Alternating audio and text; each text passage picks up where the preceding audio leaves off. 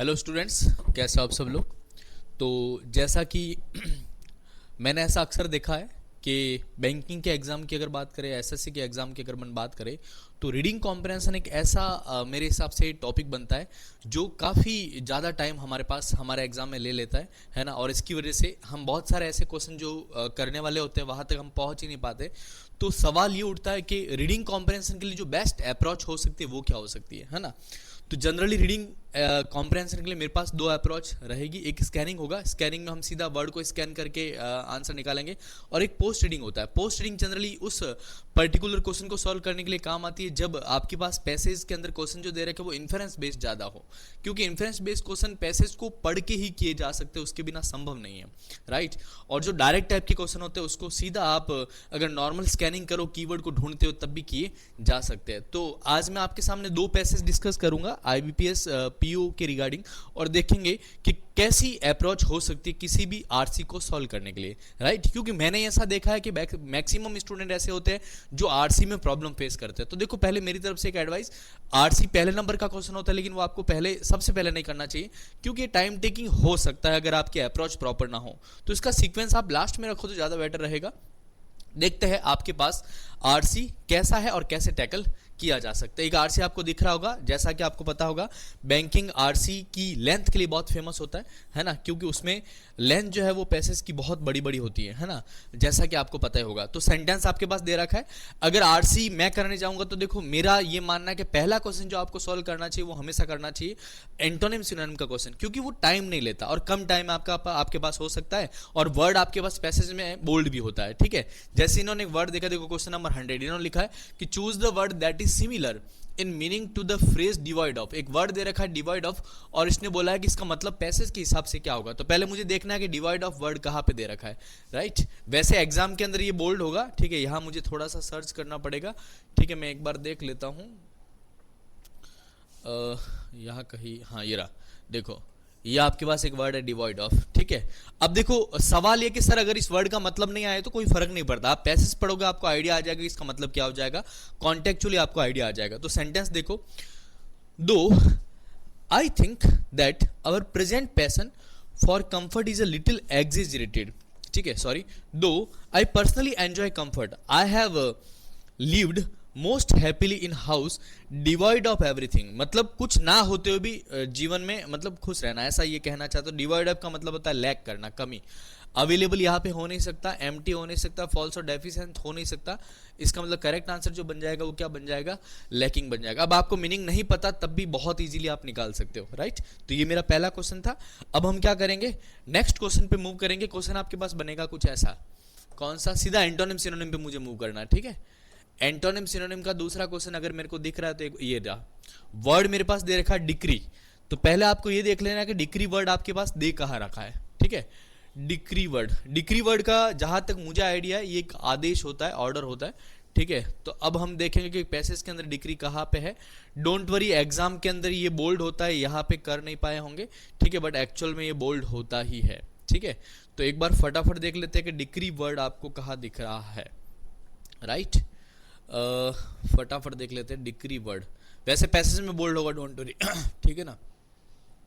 As I already told you, passage के अंदर ये बोल्ड दिखेगा ही दिखेगा, ठीक है। तो डिक्री वर्ड आपके पास जो दे रखा है, मैं फटाफट ढूंढ पा रहा हूँ कि कहाँ पे ये वर्ड आपके पास दे रखा है, ठीक है। वर्ड आपके पास दे रखा है, ऊपर ही कहीं दे रखा होगा ये, ठीक है।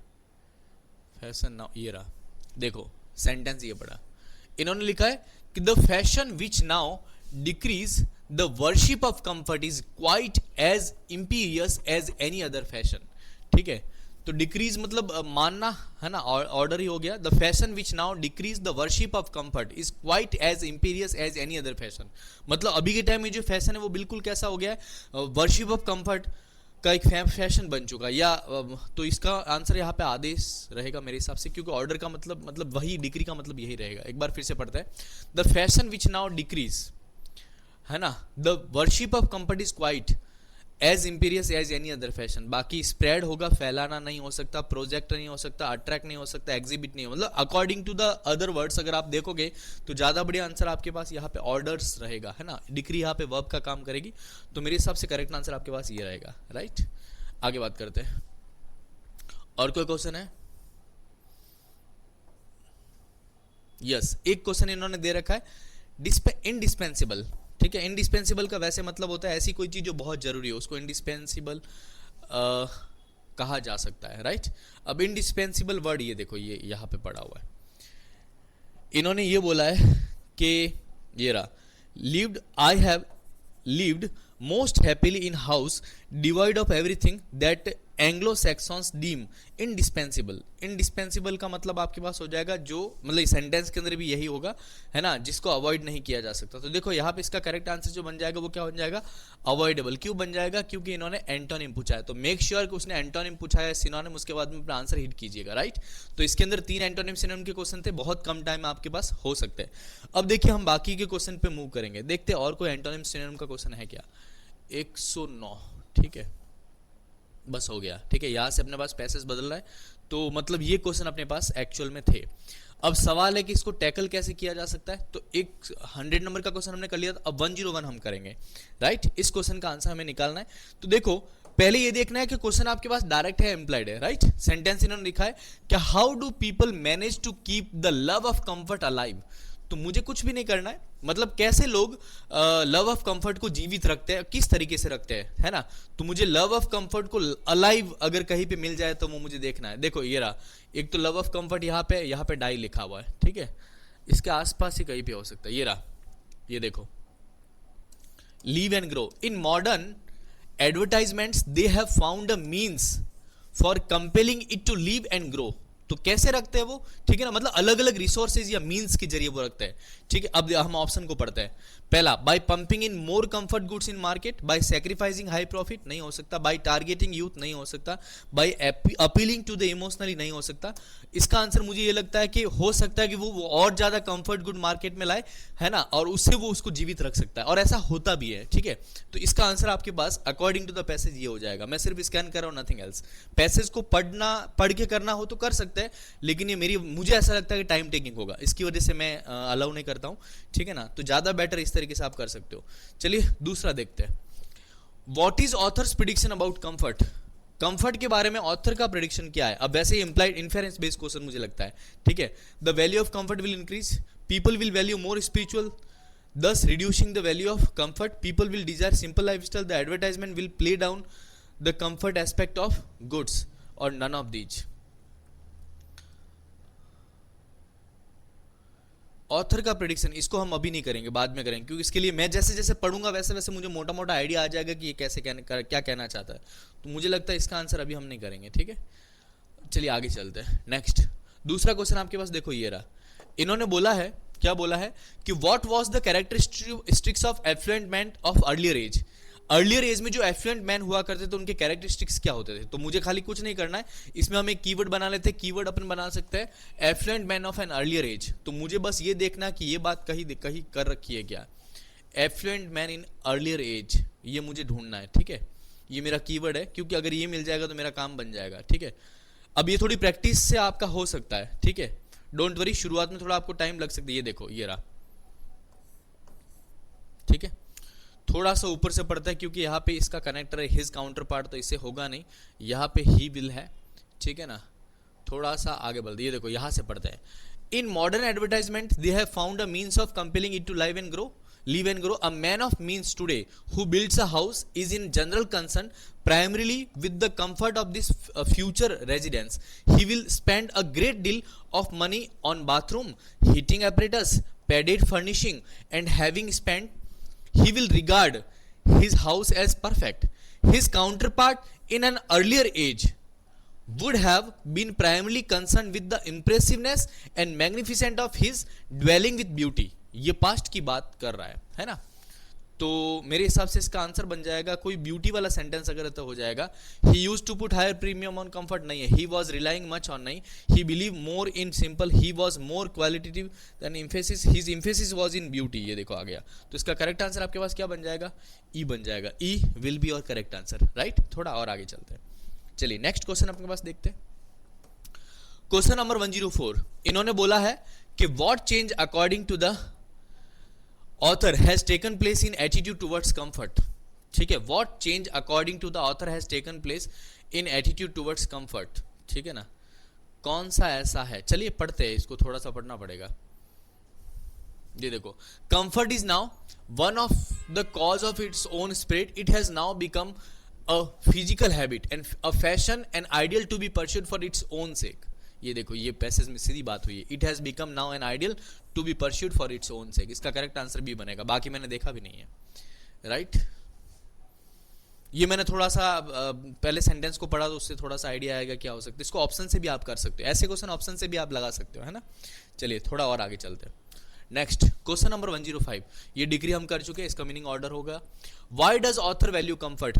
ऑथर कंफर्ट को वैल्यू क्या करता है, क्यों करता है ना। देखो यहां पे हम बात करेंगे ऑथर, ये देखो ऑथर यहां से अपनी बात कर रहा है कि I am incline to think that our present passion of comfort is a little exaggerated though I personally enjoy comfort. Author बोलता है कि मैं भी कंफर्ट को क्या करता हूं, एंजॉय करता हूं। आई have lived most happily in house devoid of everything that Anglo-Saxons deem indispensable. Orientals and even South Europeans who know not comfort live very much as our ancestors did centuries ago, seem to go on very well without our elaborate apparatus and padded luxuries. However, comfort is for me has justification, it facilitate mental life. ये देखो, तो इसका मतलब ये हुआ कि ये क्या करता है, मेंटल लाइफ को फैसिलिटेट करता है, राइट। तो इसका ऑथर के हिसाब से इसका वैल्यू जो है वो ये इस तरीके से रह जाएगा। इसका करेक्ट आंसर आपके पास ये रह जाएगा, ठीक है। थोड़ा और आगे चलते हैं। क्वेश्चन नंबर 7, क्वेश्चन नंबर 7 आपसे कह रहा है, क्या कह रहा है कि why would manufacturers of various device not permit comfort to die. ये तो बात हमने पढ़ी थी, ये रही। क्यों नहीं करने? They want to manufacture more and more comfort goods, manufacturer are mainly interested in creating new things. ये अवॉइडेबल नहीं हो सकता, ये शायद प्रिंटिंग मिस्टेक है ना, इसको छोड़ देना आप।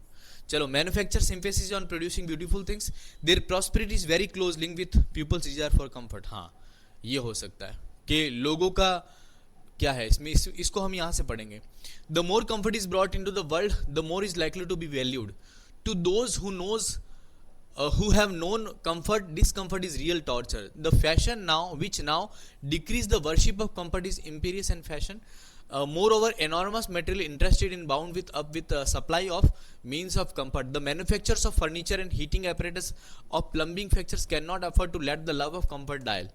क्यों नहीं चाहते वो? मुझे लगता है कि इसका आंसर जो है ना वो क्या होगा पता है, इसका आंसर डी बनेगा, क्योंकि उनकी जो प्रॉस्पेरिटी है वो लिंक करती है पीपल की डिजायर फॉर कंफर्ट से। इसकी वजह से उसको मरना नहीं, मतलब नहीं मरने देना चाहते, या comfort not to let die. चलिए आगे बात करते हैं। क्वेश्चन नंबर 8 हो चुका है, इंडिस्पेंसिबल का मतलब अपने कर चुके हैं। 109, इनमें से कौन सा सही नहीं है, है ना। इसको ऑप्शन से ही करेंगे। पहला option, discomfort is not, sorry 109, discomfort is not liked by those who live in comfort.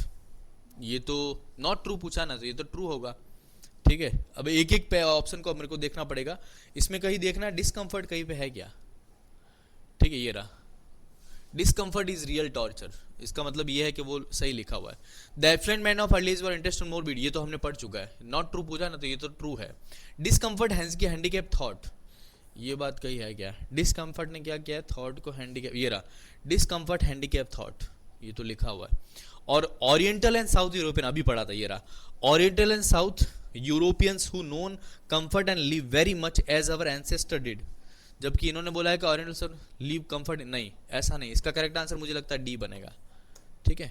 तो करेक्ट आंसर आपके पास ये रहेगा। ऑथर तो खुद एंजॉय कर ही रहा है कंफर्ट को, ठीक है, जैसा इन्होंने बोला है। तो करेक्ट आंसर आपके पास क्या रहेगा, डी फॉर दिल्ली। चलिए तो एक क्वेश्चन मैंने छोड़ा था, वो मैं फटाफट आपको करवा देता हूं।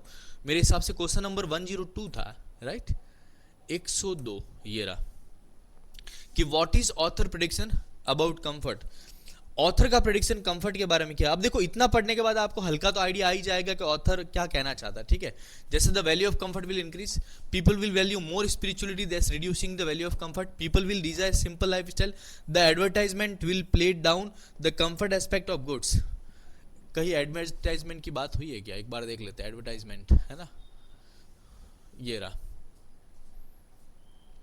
In modern advertisement, they have found a means of compelling it to live and grow. Will play down the comfort aspect of good. ये बात तो कहीं हो ही नहीं रही है ना। Man of means who build house, general future, comfort is now the cause of pursuit. The more comfort is brought into the world, more likely valued. To those who have comfort, discomfort is real torture. Fashion which now decrease the worship of. ठीक है, एनोट्स material interested are bound. ठीक है, he will spend. मुझे लगता है इसका answer क्या बनेगा पता है। देखो मैंने मोटा मोटा पूरा पैसेज पढ़ ही लिया है, ठीक है। जब मैंने ये सब मैं क्वेश्चन कर रहा था तो मेरे को मोटा मोटा आइडिया आ गया है कि एक्चुअल में ऑथर क्या कहना चाहता था। तो मुझे इनमें से कोई चीज़ लगी नहीं है, ठीक है, कि ऑथर का प्रेडिक्शन कंफर्ट के बारे में क्या है। तो मुझे इसका आंसर नन ऑफ दीज लगता है। ऐसी कोई बात मुझे लगी नहीं जो पैसेज में इन्होंने इस तरीके से की हो, राइट। तो इस तरीके से हमने पहला पैसेज पूरा का पूरा सॉल्व किया है, ठीक है। पैसेज को सॉल्व करने की एक बहुत बढ़िया अप्रोच हो सकती है, जैसा कि मैंने आपसे कहा है, ठीक है। और आप अगर चाहो तो इस तरीके से कर सकते हो। तो अभी हमें काम करते हैं, एक पैसेज और सॉल्व करते हैं, ठीक है, सेम अप्रोच के साथ, ठीक है। अच्छा एक बात ध्यान रखना, scanning can be the best approach, I must say. मतलब मैं तो ऐसे ही करता हूँ, ठीक है। आराम से एक एक वर्ड को देख लीजिएगा कहाँ पे वो वर्ड दे रखा है, हो सकता है अमूमन आपके एग्जाम में जहाँ तक मैंने देखा है 5 से 6 मिनट का टाइम होता है जिसमें आप एक पैसेज को आप टैकल कर सकते हो, राइट। थोड़ा आगे चलते हैं, चलिए। Question number, again same approach, ठीक है। देखो पैसेज को करना एक टिपिकल टास्क एग्जाम में नो डाउट होता है ना। इसके लिए आपका रीडिंग स्किल बेहतरीन होना बहुत जरूरी है, और उसके लिए आर्टिकल अगर आप पढ़ते हो न्यूज़पेपर का तो ये आपके लिए बहुत बेनिफिशियल रहेगा। सबसे पहला काम एंटोनिम सिनोनिम लगाएंगे, ठीक है। तो पहले देख लेते हैं इसमें एंटोनिम सिनोनिम का क्वेश्चन है क्या। एंटोनिम सिनोनिम का क्वेश्चन इसमें क्या दे रखा है। ओके, वर्ड दे रखा है बेस्टोड, ठीक है। और मुझे बताना है इसका क्या बेस्टोड वर्ड जिसका सिमिलर पूछा है, सिनोनिम पूछा है। वर्ड है confer, accommodated, trusted, withdrawn, directed. तो पहले मुझे ये देखना है कि बेस्टोड वर्ड जो है इन्होंने कहाँ दे रखा है, ठीक है। एग्जाम में बोल्ड होगा, यहाँ पे इन्होंने किया नहीं है, नॉट एन इश्यू, कोई फर्क नहीं पड़ता है, हम कर लेंगे इसको, है ना। तो एक बार मैं सर्च कर लेता हूँ कि बेस्टोड वर्ड इन्होंने कहाँ दे रखा है, ठीक है। I have to search once.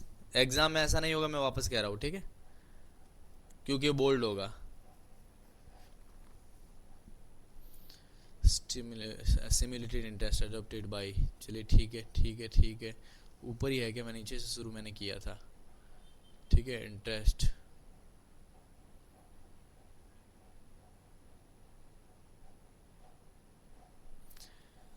Happy man is the man lives of affection and wide interest. ठीक है। बोल्ड कर लिया होता तो ज़्यादा अच्छा होता, मेरे लिए टाइम वेस्ट नहीं होता, ठीक है ना। कोई बात नहीं, काम करते अब इसको छोड़ते हैं। मैं जब पैसे से पढ़ूंगा तो कहीं ना कहीं तो बेस्ट वर्ड दिख ही जाएगा, ठीक है ना। नहीं तो मेरा टाइम वेस्ट हो रहा है, बाकी कुछ भी नहीं, नथिंग एल्स, ठीक है ना। लेट इट बी, मुझे अभी दिख नहीं रहा है ना, नॉट एन इश्यू। चलिए चलते आगे। तो पहले कुछ वर्ड्स अपने कर कुछ sorry okay, not an issue. मैं जब पढ़ूंगा तो ये मेरे को कहीं ना कहीं दिख ही जाएगा, ठीक है। और कोई वर्ड देखते हैं जो इसमें दे रखा हो।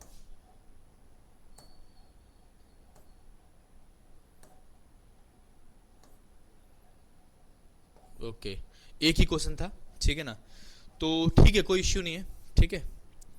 चलते आगे, अभी भी मैं ढूंढ ही रहा हूँ, अगर कहीं मिल जाए तो हम कर लेंगे। एग्जाम में बोल्ड होता है, आपको इतना एफर्ट नहीं लगाना पड़ेगा, ठीक है ना। यहाँ पे बोल्ड हुआ नहीं है और किया गया नहीं है, इसकी वजह से मेरे को ढूंढना पड़ रहा, नथिंग एल्स, ठीक है। चलिए कोई इश्यू नहीं है, करते हैं पहला क्वेश्चन, राइट। ओके, ये लिखा ही नहीं है, sorry, it was not my mistake, ठीक है ना। ये देखो लिखा भी कुछ ऐसा ही है। आप गौर करोगे यहाँ पे एक वर्ड ये रखो, तो इन्होंने स्टोर्ड लिखा है, जबकि यहाँ पे वर्ड प्रिंटिंग मिस्टेक है, बेस्टोर्ड होना चाहिए, ठीक है। ये आपका एक्चुअल वर्ड है। लो मैं पढ़ता हूँ आपके लिए कि the recipient of affection is the potent cause of happiness, the man who demands affection is not the man upon whom it bestowed. Bestowed मतलब जिसको दिया जाता है ना, कन्फर किया जाता है। तो मुझे लगता है इसका आंसर जो है वो क्या हो जाएगा आपके पास, इसका करेक्ट आंसर आपके पास हो जाएगा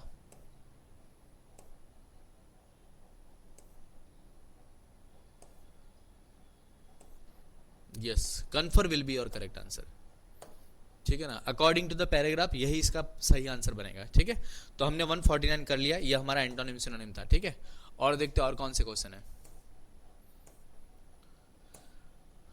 यहां से हमारा क्वेश्चन शुरू हो रहा है, ठीक है। चलिए, इन्होंने लिखा है पहला question, according to the passage calculated affection. मुझे कुछ नहीं करना, पैसेज में ये देखना है कैलकुलेटेड अफेक्शन कहीं दे रखा है क्या।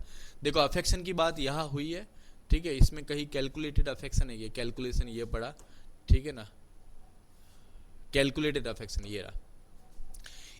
जब ये मिल जाए ना तो फुल स्टॉप से लेके फुल स्टॉप तक पढ़ लो। देखो, man who gives it but it is useless to attempt to give it as a calculation in the way in which one might lend money at interest, for calculated affection is not genuine and not felt to be so by recipient। मतलब genuine नहीं होता, तो इसका मतलब ये होगा कि जो calculated affection होगा वो क्या होगा, false होगा या fabricated होगा। करेक्ट आंसर ये पहला ही आंसर आपके पास बन गया, ठीक है।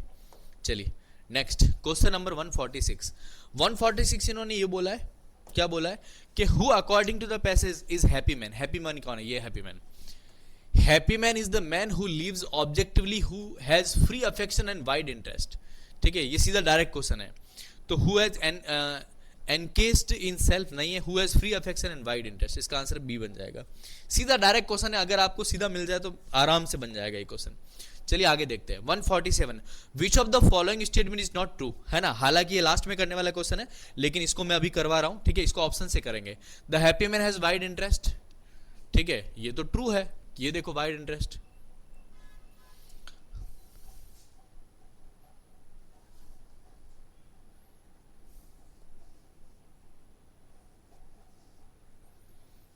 The happy man has wide interest. इन्होंने क्या बोला कि happy man is the man who lives objectively, who has free affection and wide interest. अच्छा ओके, हाँ है। Courage has been recognised as an important virtue. Courage कहाँ पे है, ये रहा। Courage has been recognised from time इमेरियल and important virtue, ये बात भी हो रखी है। Unhappy man is encased in self. Unhappy अभी मैंने पढ़ा था इसको, ठीक है ना। देखो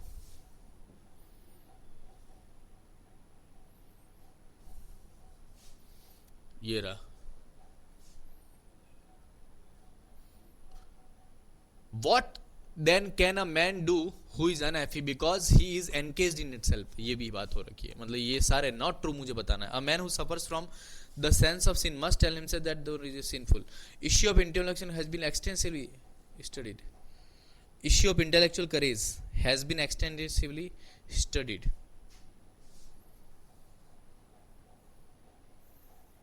ये रहा। But moral courage and intellectual courage have been much less studied. बस यही इसका आंसर है। इन्होंने ज्यादा बोला जबकि आंसर बनेगा लेस, ठीक है। बढ़िया क्वेश्चन था। ये थोड़ा टाइम टेकिंग होता है इसलिए इसको लास्ट में करते हैं, ठीक है, पहले नहीं करते हैं इसको, क्योंकि मैं ऑप्शन से कर रहा हूँ, ठीक है। आगे बात करते हैं। अब मुझे मोटा मोटा पता चल गया है कि हैप्पी मैन किस टाइप का होता है, अनहैप्पी की कुछ बातें हो रखी है और क्या क्या चीजें उसके लिए जरूरी है। पैसेज में ये बात हो रही है। अब ये मैंने खाली पढ़ा तो मुझे इससे आइडिया आ गया कि ये बात हो रही है, मैंने पैसेज को पढ़ा नहीं है, ठीक है। चलो ये देखो, ये तो हो गया ना। क्या है कि which of the following virtue according to the passage has been recognised as important virtue, ये रहा करेज। ये अभी हमने पढ़ा था जस्ट नाउ, है ना, कि करेज जो है वो क्या होगा, ये रहा। Courage has been recognised from immemorial as an important virtue. तो इसका करेक्ट आंसर क्या बन जाएगा, ये बन जाएगा। चलिए नेक्स्ट बात करते हैं 149 इन्होंने क्या बोला है। 149 इन्होंने बोला है, अच्छा ये तो हो चुका ना बेस्टोर्ड। अच्छा इसमें मेरी मिस्टेक नहीं थी, है ना, ये वर्ड था ही नहीं पूरा, मैं क्या करूं। चलिए आगे बात करते हैं। Which of the following according to the passage has not been studied much, ये तो अभी पढ़ा हमने। मॉरल और इंटेलेक्चुअल करेज, इससे पहले एक क्वेश्चन हमने ऐसा किया था, इसकी वजह से मैंने फटाफट इसका आंसर लगा दिया, ठीक है। चलिए आगे बात करते हैं नेक्स्ट। ओके अच्छा ये रहा 115, ये कुछ क्वेश्चन लिखने में मिस्टेक हुई होगी। Okay not an issue. What should a man do who is suffering from feeling of self pity, है ना, अगर कोई भी इंसान सेल्फ पिटी से सफर कर रहा है तो उसको क्या करना चाहिए। तो पहले तो ये देखते हैं कि इन्होंने सेल्फ पिटी की बात कहाँ की है, ठीक है।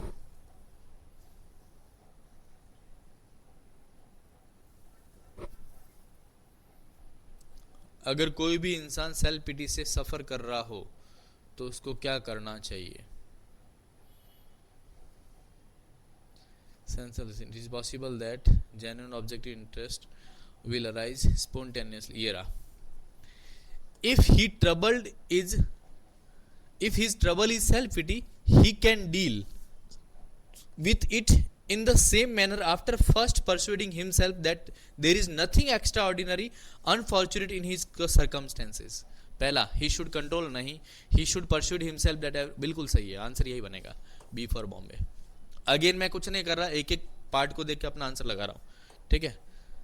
अगेन ये प्रैक्टिस का खेल है, प्रैक्टिस करोगे तो हो जाएगा। लो व्हाट शुड बी, इन्होंने लिखा है कि what happen to the man who demand affection, उस व्यक्ति के साथ क्या होता है जो अफेक्शन डिमांड करता है। ये रहा, the man who demands affection is not the man upon whom it bestowed, the man who receive affection is speaking broadly, his feelings are reciprocated by others, he tends to take calculated, he becomes a victim of vicious circle. The recipient of affection is a potent cause of unhappiness. The man who demands affection is not the man upon whom it bestowed, जिसको ये दिया जाता है। तो इससे हम अंदाजा तो क्या ही लगा सकते हैं।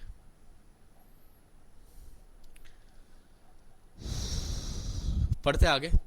Man who give it, but it is useless to attempt it as a calculation in the way in which one might lend money at interest, for calculated affection not genuine and not felt to be so by recipient, what then man pay, so कुछ पता तो नहीं चल रहा है, ठीक है ना, बट ये हो सकता है कि ये हम अंदाजा लगा सकते हैं, ठीक है, कि वो एक विक्टिम बन जाएगा वीसीएस सर्कल का। वीसीएस सर्कल मतलब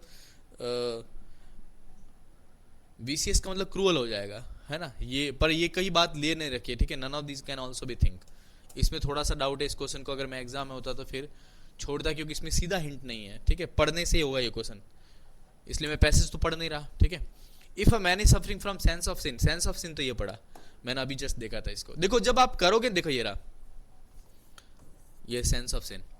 तो देखो if he succeed in dispelling the sense of sin, it is possible that genuine objective interest will arise spontaneously, ठीक है। इसके ऊपर बात और हो रखी होगी कहीं ना कहीं, मैंने इसको सीधा निकाला है। ऑप्शन क्या, he should admit in, he should invite, okay, यहां से पढ़ते हैं। Although this difficulty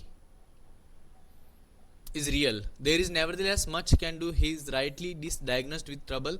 For example, his trouble is due to sense of sin, conscious and unconscious. He can first persuade his conscious mind that he has no reason for feel sinful.